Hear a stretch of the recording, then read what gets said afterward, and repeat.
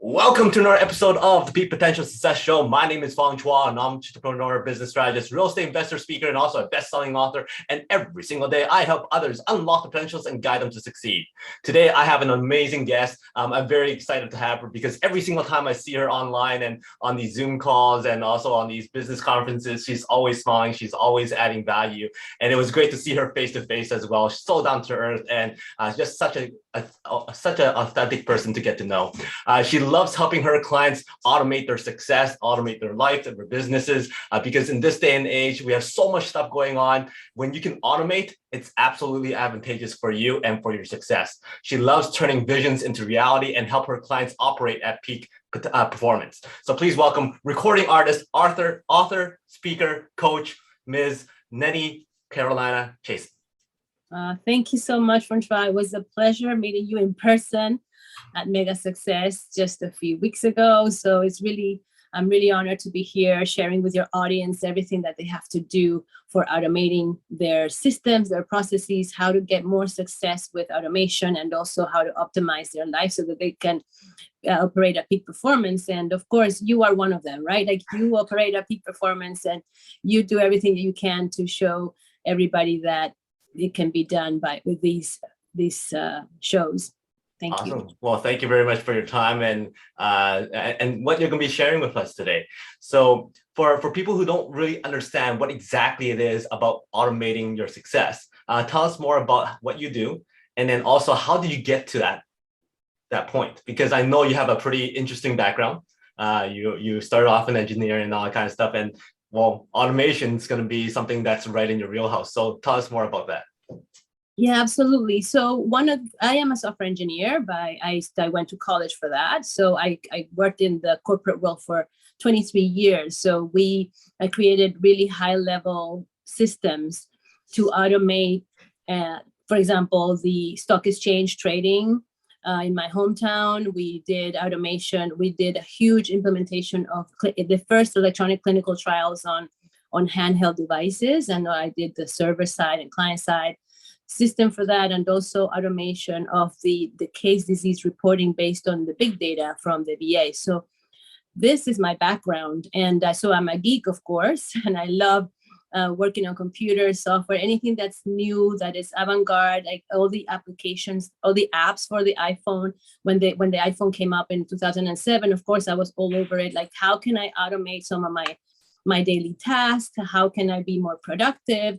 How can I be more effective using these apps? So basically they're automation, right? So automation not only involves automating something that you have, but also using automation that's already done for you. For example, using Typeform for gathering leads in the form of surveys connected to Zapier automation that triggers actions on the Gmail, or that triggers action on saving some data on the Excel spreadsheet. So that's what automation really is. It's using technology to simplify tasks that it would take you one by one lot longer to do. And of course, if you can use a system, if you can use an app, if you can use a process that is automated, then you can get there faster. And that's why I do that. So I want to find out everything that you can do within digital world. For example, for music distribution, I'm a recording artist. So I have been doing music business since I was 17 years old. So everything that was needed to be done, for example, you create events online, right? That's an automation, even though you don't see it that way, but you can automate to create an event. Before, we were doing it by word of mouth. We would print out a flyer. We would have to go in different places and put it in the wall. But now we have an automation, right, that creates an event online in different platforms, where it's Facebook, where it's Gig Salad, any other system that is out there to advertise events for free. You actually do an automation. You fill up the form, put up an event, and people can get more information about where you're going to be giving value and sell your services and products. So I've been really into that because of my music business. And of course, in parallel, because I was a software engineer. And then when I launched my coaching business business from Paris in 2015, I decided that's one of the things that I give as value to my clients. I will automate their processes. I will identify which processes they can do so they can automate it, get more results faster, better, and more efficient, right? And that actually takes them faster to their goals, faster to their success. Awesome. What would you identify yourself as first? An artist or a geek? That's a really difficult question. Actually, I've been both 50%, 50-50 full-time since I was, like I said, since I was 17, 100%.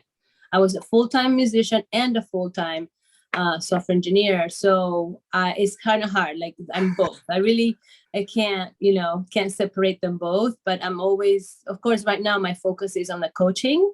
So definitely that's what I'm doing right now. Mostly on the coaching right now, because of the pandemic, there's not many performances for me. And because I moved town, so I moved from Paris to LA. So I'm just building up my band and everything. But as soon as I get my band going, I guess I will be doing more activities on that side, but it's always in parallel. I'm always composing things, figuring out what's new in the music business, like my digital distribution for all my albums are there. And I'm always studying what is new in the digital distribution for recording artists. That's all automation, right? They're actually linking, they're creating now NFTs. They're automating the NFT generation for every music track, for example. So I go in there and I check my track, see what I can do. Is there an NFT I have to create? So I'm active on that end, just not publicly. That's very cool. Have you found that having that background in music and being an artist and all that kind of stuff helps you become a better engineer, a left-minded person, and also a better coach?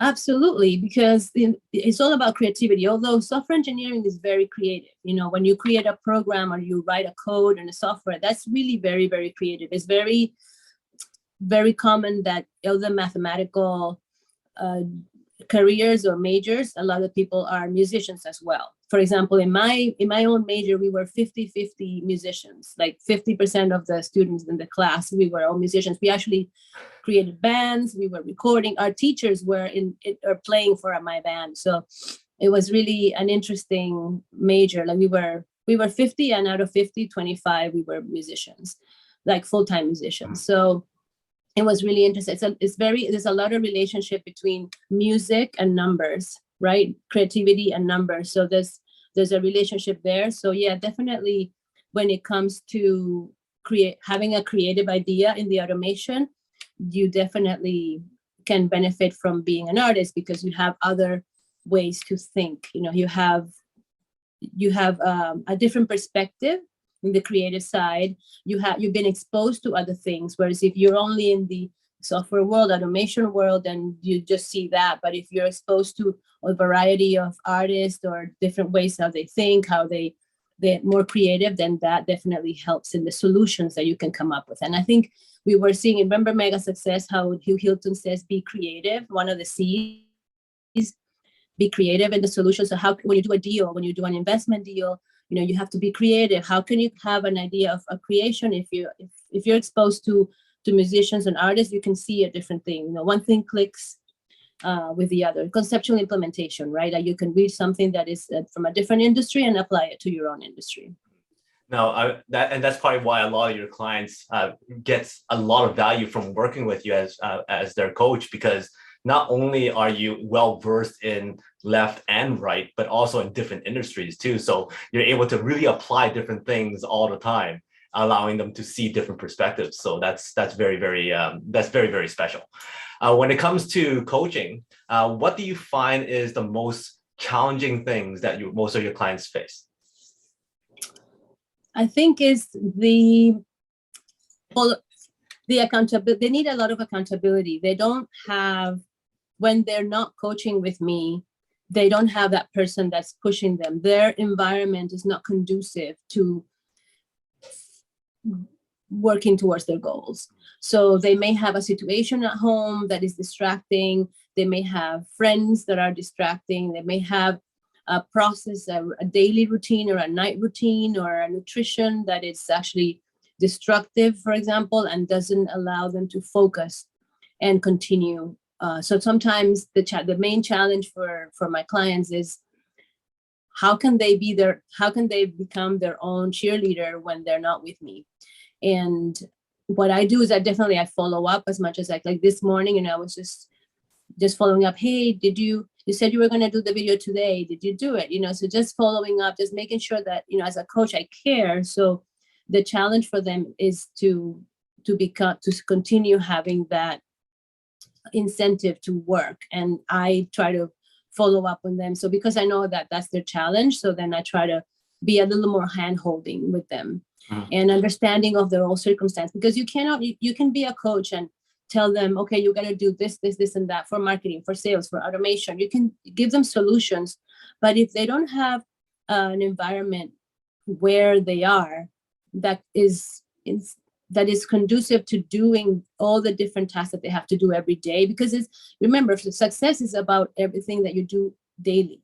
It's not about something you do once a month that's going to give you a lot of results. It's something that you do little by little, consistent things are done consistently create massive change, right? So small things every day. So those small things need to be followed up. And if you don't have an accountability partner, even if you have the coach, but maybe you can get a collaborator, an accountability partner that can follow up. That's the biggest challenge, I think, that I find in my clients. You're an automation specialist. So lots of people right now are saying, well, there's so many options out there. I could do this, I could do that. That app's going to help a lot. This technology is going to help a lot. How does one find the most effective one, or how does one choose the right one for their business or their personal life? Well, first of all, you get a coach that tells you which one is the best, because if you go out there and start evaluating all the different options, you're going to go insane. That's my job. So I go there and I know exactly what is out there, and then I figure out what's good for them, because I already done the research. I'm already looking at it for different businesses. So you get a coach, you ask somebody that knows in that industry, in that area. For example, if you're looking for an app or an automation for productivity, then are you going to go and download all the productivity ones, or are you going to go in the App Store or in the Google Play Store and find the one that has the most rating? You don't know. You can start there, right? If you're doing it on your own. But how do you know, really? Just because it has a top star rating, it could be because they have the biggest marketing. So they're shown at the top. So you don't really know what really is working for you. What if that application, or what if that automation doesn't really go in maybe you're a right brainer or a left brainer, so different apps work better, right, depending on how you think. So that's when you get somebody that's an expert in the area that knows the different things, and then you ask them, because otherwise doing it by yourself is going to take you a long time to figure out and evaluate, and then it's going to be a trial and error, right? So I would say, for example, for productivity, yes, one way, the way I go and evaluate my automations, if you want to do it on your own, is try to see what's trending on the App Store or in the Google Play. You can see the big companies, which tools are they using, and you can see, for example, Typeform. I don't know if there was SurveyMonkey and Typeform for a long time, and a lot of people were using SurveyMonkey. SurveyMonkey is just to quiz, right? Just to have a questionnaire, a survey. And there was Typeform that was more creative, the interface is more beautiful. Well, I've been using Typeform since, I don't know, I want to say 2014, or even prior to that, before Typeform got out. Why? Because I saw already that the interface was better, was nicer looking. So I evaluate things that are more user-friendly. For example, if it's more user-friendly, that you have to do less clicks, it's better. SurveyMonkey is more like 1, 2, 3, 4, 5 questions, simple questions, no format. And then now Typeform is big. It has automation, link integration with many other systems.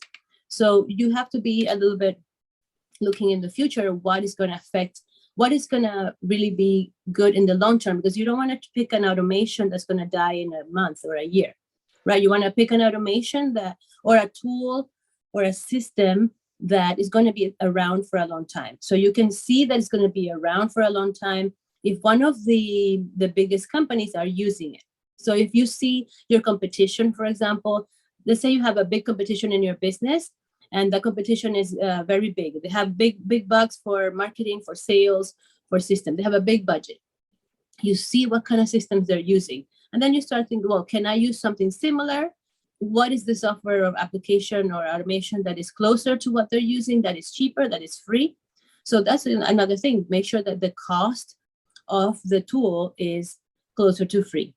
So I try to also make sure that any automation that we do and I propose, it has very little cost. That's, you have to evaluate, right? So little cost, things are going to last long, things that have other competition are using and is working for them. And lastly, something that is good for the user. The user interface is easy, it's simple, you can learn fast, and you can teach to your team. Awesome. And that's why people need to talk to you, because the last thing you want them to do is pick one application, learn how to use it for 2-3 years, and all of a sudden it's obsolete. And then they have to start all over again.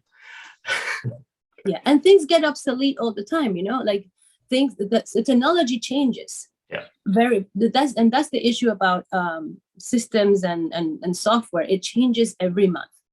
So you need to be talking to a person that is up to date, that knows how to evaluate things faster, so that, because it's a lot of information and you can get overwhelmed. Everything's changing, everything's upgrading, and things will be different in 3 years, massively different.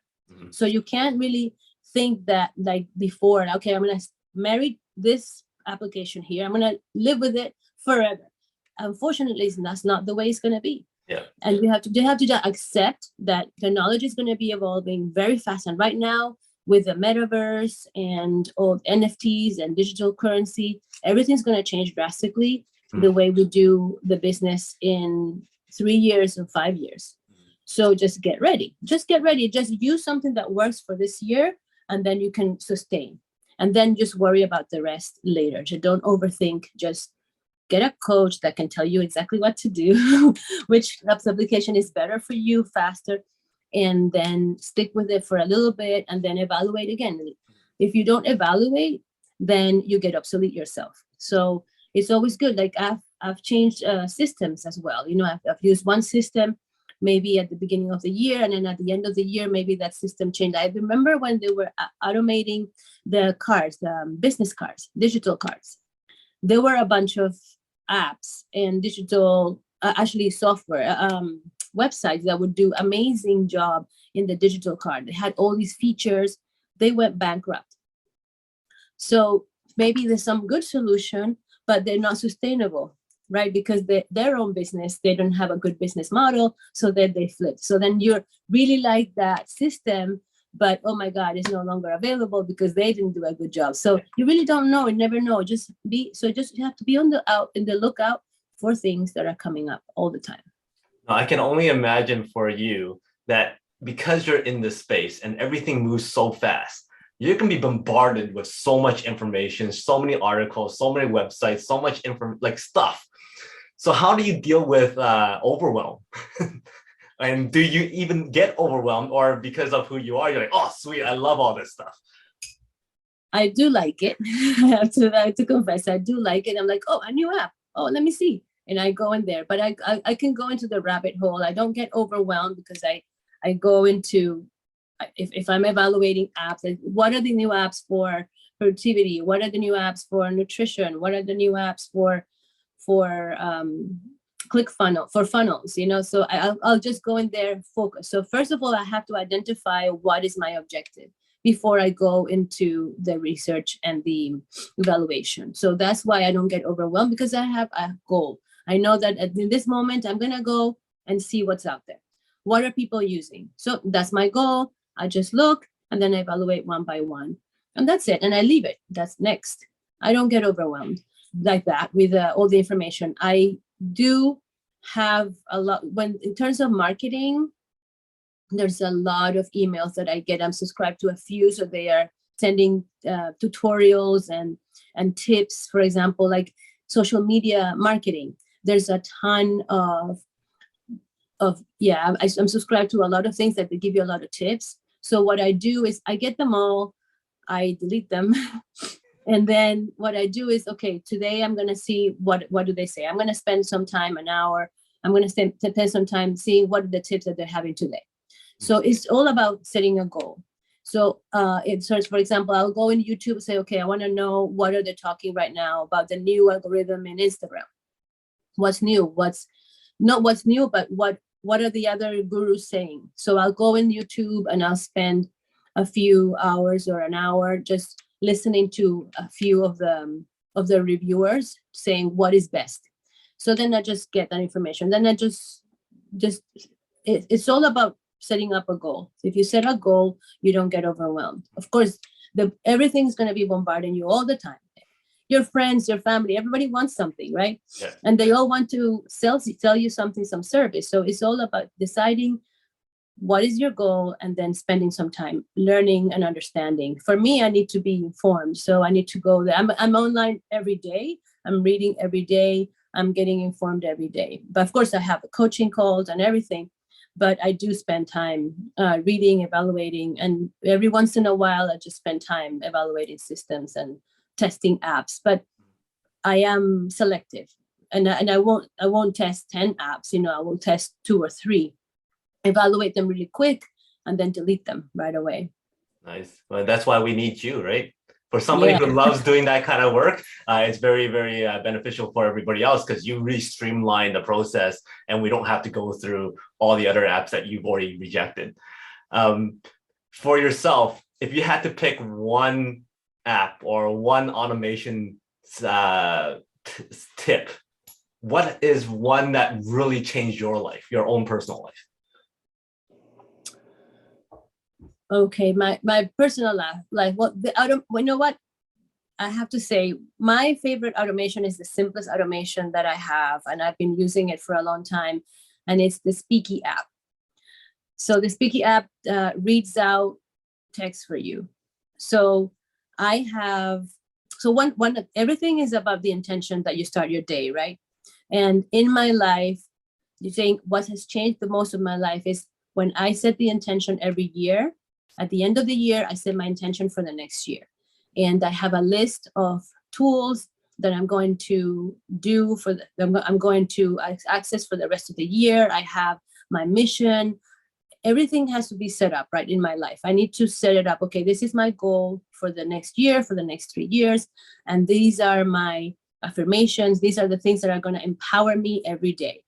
So in the past, I used to read them. So this is something I wrote, and this is very helpful for me. It changed my life because setting down the goals helps me, and reading them every day helps me have everything in my mind, inside. So when you see someone, then you connect the dots with exactly what your goal is or your intention, and then you can take action and make a decision, do a deal, have a phone call, make a relationship. So that was very important for me. So that app, because it reads it to me, I have saved a lot of time. Before, I had to sit in bed and then just read everything for like 20 minutes. And I remember being in Paris, I'm like, oh my God, this is taking too long. Like, I can't do this.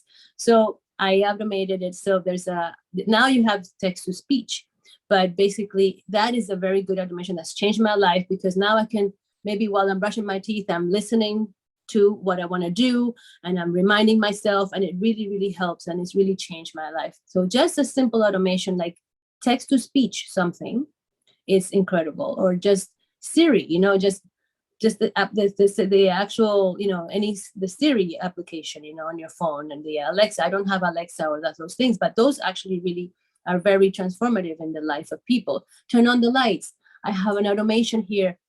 When I moved here, I put all Bluetooth and Wi-Fi bulbs.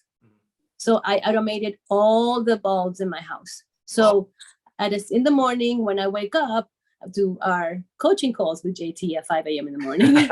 I don't have to wake up and then turn the lights and do this thing. Everything's on exactly when I need to be on. When I come home, the lights are on. When I go out of my house, the lights are off. So all that automation really helps my day-to-day life. And I think that's just as important as your business side, right? You need to set up, like I said, the environment is more important for your business than your actual things that you do in your business. Because if you don't have a proper environment for reaching your goals, then you cannot reach your goals. Mm-hmm.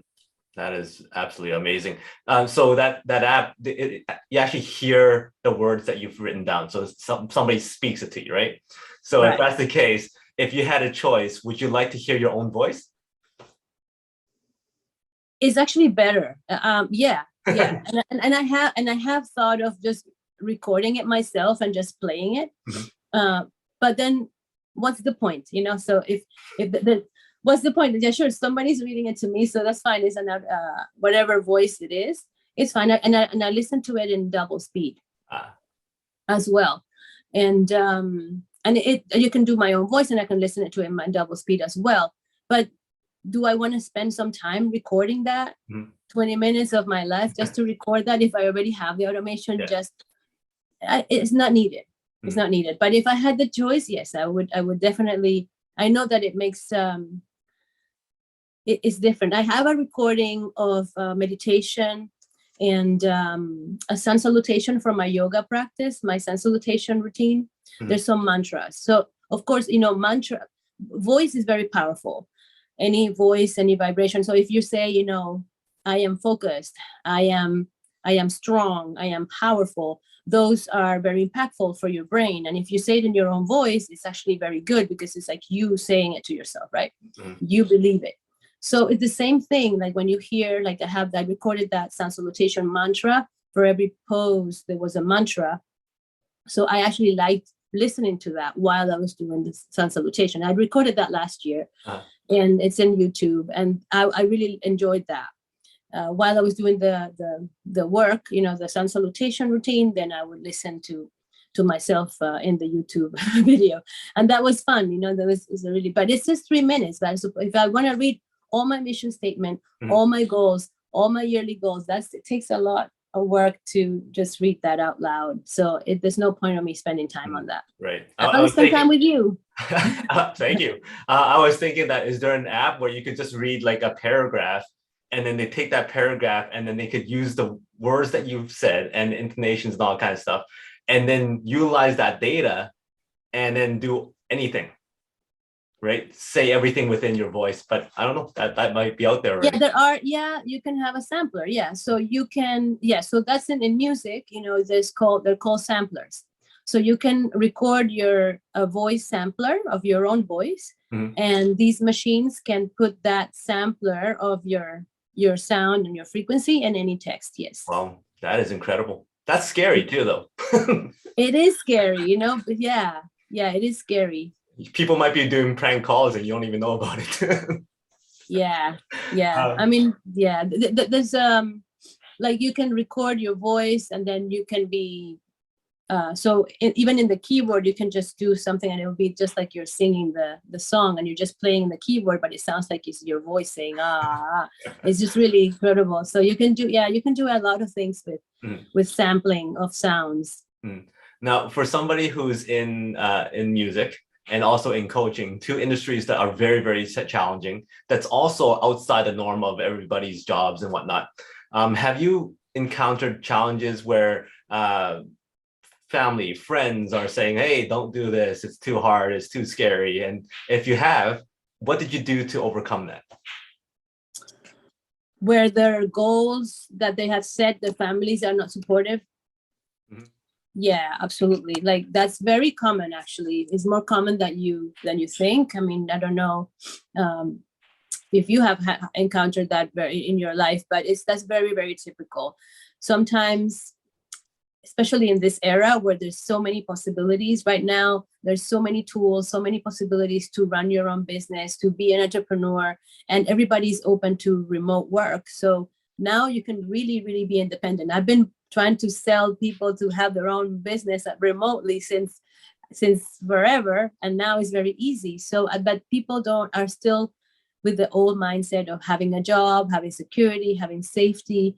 So, and it's hard for people to understand that. So that's very common to have that challenge. What I usually typically do advice in that respect is, again, make sure that everybody around you is supportive. And if they're not, then we need to manage that space.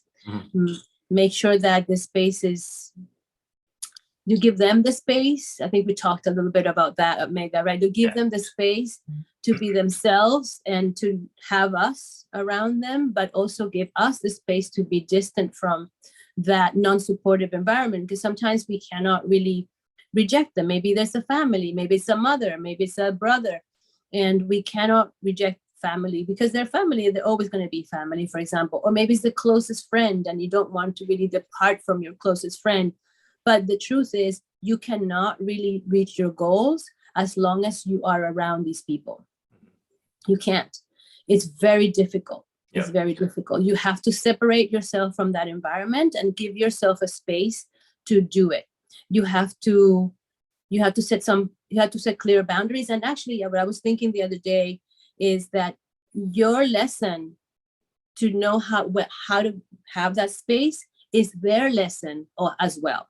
Mm-hmm. So you're both actually acting your lesson. You're both learning by us standing up for our own space. Will teach the other person to also respect our space, mm-hmm. and also demand their own space, right? And then you can have an agreement and just reach a compromise. And say, okay, this is what we're going to do. When we get together, we cannot talk about this, or we talk about these things. So I have a rule. For years, I had a rule with my mom. You can only talk to me on Mondays.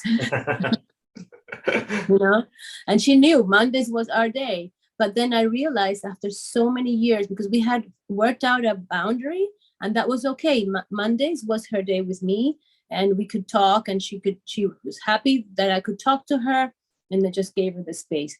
But I knew that it was going to be a negative talk, or I knew that it was going to be a difficult energy to manage. So I prepared myself, and I gave her all my attention. But after many, many years of this, I realized my energy was going like this during the week, and then Monday like that, and then like this, and then Monday came down. So I decided a new rule.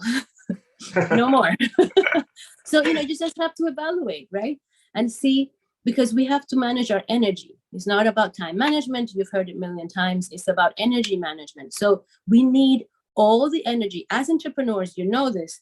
You need all the energy that you can harness, mm-hmm. from your mind, from your emotions, from your body physically. And it takes a lot from our emotions, our mind, and our bodies to stand our ground when somebody doesn't understand what we're doing, mm-hmm. when somebody doesn't understand the goal that we're reaching. So it's really important to manage that energy so that mind, body, and soul are really strong all the time. Because being an entrepreneur is not easy, right? It takes a lot of challenge. You got to push a lot. So if you want to really be strong and reach your goals, you have to manage that. And you have to make sure that you have boundaries, that you set your distance, and you give them time, but you give them a controlled time where you are strong enough to handle it. Otherwise, it's going to drain you. It's going to make your goal really even faster. It's going to make you doubt your goal. It's going to make you have question your motives. It's going to question your action. It's going to affect your decision making. There's so many implications. So I would say, yes, it's very common. Try to set boundaries and try to stay as strong as you can with all the energy that you can, and replenish, nourish all your energy physically, in the mind and in the emotion, so that you can be strong to handle any challenge, even if the friends are attacking, you have haters, you have jealous people. You have many things, and it's going to be even more. The more success you have, the more challenges you're going to face, the more opposition you're going to be, because we're going to be at the top 1%, right? The top 1%. Not everybody reaches there. Yeah. So you're going to have the rest of the 99% of people saying, I want to be there, but you got to do what you got to do. Yeah. You got to take action. You have to do what you have to do. Otherwise, if you don't do anything, it doesn't come to you freely. But it really is about protecting your space. Mm-hmm. How do you refuel your energy? What's the biggest energy source that you have? Right now, yoga. Mm-hmm. Yeah, definitely. My yoga practice 3-4 times a week. It definitely is replenishing. I think the breathing, it really brings me back to myself. The meditation daily. And I have this 5-minute journal So one of my coaches sent us as a present. So these are the same 5-minute journal that Hugh Hilton uses, actually, is the one that says, what am I grateful for? How could this day be better? My daily affirmations. And at the end of the day, what are the amazing things that happened today? And how can this day would have been better? And reflecting every day is a very good source of replenishing the energy. Of course, sleep is very good to replenish your energy. If I sleep well, I am happy. But sleep deeper, deep sleep, and nutrition. So it really is about movement, meditation, nutrition, and reflection. So using your mind to reflect, that replenishes having my me time. Having yoga is, again, bringing back to myself. Sleeping is, again, by myself. And eating right, which doesn't have to be by myself, but I like to eat the right things so that your body is always functioning at top optimal optimal performance. That is what replenishes me. Awesome. Last formal question for you. You have the world stage. The last couple minutes here is going to be your message. What is that one message that you want everybody to remember you by? One message is, don't let time pass and follow your dreams. Make sure you turn your visions into reality, because there's only one life. You may be sick tomorrow, you may be losing people tomorrow, things may change tomorrow, and you won't have a chance. Mm-hmm. I know it's hard to face mortality sometimes, but in fact, we are mortal and it's going to end sometime. Mm-hmm. And sometimes we don't see that end because we think we're young, we're strong, it's fine, maybe I'll do this when I retire. But my message is, follow your dreams and act on them right now. Right now is the time to act on your visions, because you won't have any more time later. Mm-hmm. And I know it sounds a little creepy, like, oh, you're gonna die tomorrow, but it's like that. I think that's the message, and that's my message for everybody. Just act now. If you need to get there fast to reach your goals, you can get a coach, or you can get someone that can help you get there faster. But don't leave your dreams and your goals for later. Do them now. Awesome. Good words to live by. I know you're very busy. Got 5 very quick questions for you. Just rapid fire. Give me the first thing that comes to mind. You're stranded on a desert island. You get one food to eat for the rest of your life, no consequence. What food would that be? No consequence? No consequence. Like, imagine eating chocolate cake and being optimal healthy too. So yeah, I'd say chocolate for sure. Awesome. Hollywood calls and says they want to do a bio movie on you. Who would you cast to play you? That's a good one. Oh my God. Well, I guess Cher. I don't know. Because she could sing and act. Yeah. Awesome. So Cher shows up at your front door and says, hey, I got casted to play you, but I need to be able to get to know you a little bit more. But I'm hungry right now. So what would you prepare Cher for a meal? I would prepare zucchini with vegetables and tofu. Awesome. Now, I already know that you're a recording artist, and you're also very good at math and all that kind of stuff. So I have to twist this question a little bit. If you were in the Olympics, which Olympic would you like to win gold medals in? Or which sport? Swimming, for sure. Awesome. And then my last question is, what is success like? And I have 5 items here. Give me a number between 1 to 5. 5. 1, 2, 3, 4, 5. So how is success like a station wagon? Sorry, what is success as a station wagon? Yeah, how is success similar to a station wagon? Oh, similar to a station wagon. Oh boy. Well, it's similar to station wagon because it fits more than less, right? Yeah. It's bigger. Station wagon is bigger. So success is about how much you can fit in the success, like how much growth can you have. Awesome. And also, I would say success is about being comfortable. Like you've reached a comfort level, and a station wagon has more space inside. So maybe you have more comfort.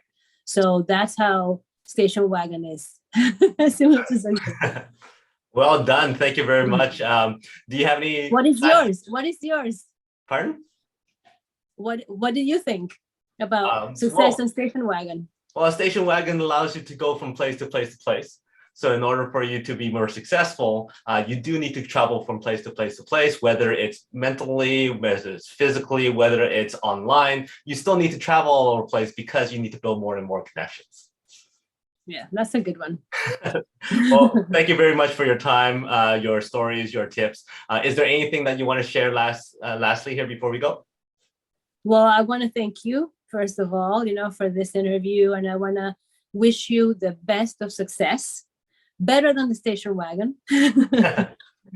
I want to wish you the best. I know that the road ahead is long and the road ahead is going to have some obstacles, but I know that you're going to reach every single goal. You're going to smack them down, and you're going to be like at the top of the mountain and climbing and setting that flag of the finish line. So I know I wish you the best, and I am very grateful for this. Awesome. Well, thank you very much. How do people reach out to you?